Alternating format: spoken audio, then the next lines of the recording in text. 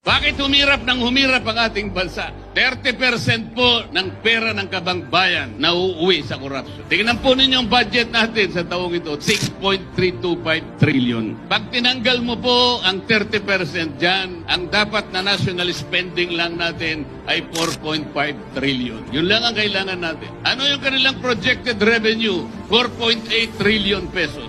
Alisin mo yung 30% na corruption, dapat 5.5 trillion yun. Sa mga tweet, ang gross revenue natin, kung wala ang corruption, will be 5.5 trillion. National spending, walang corruption, 4.5 trillion. Meron tayong surplus na 1 trillion pesos. Baliktad ang nangyari. Ngayon po, ang ating projected deficit, 1.5 trillion pesos. Katumbas ng mangungutang tayo, 122 billion pesos per month. 4.2 billion pesos per day or 173 million pesos per hour.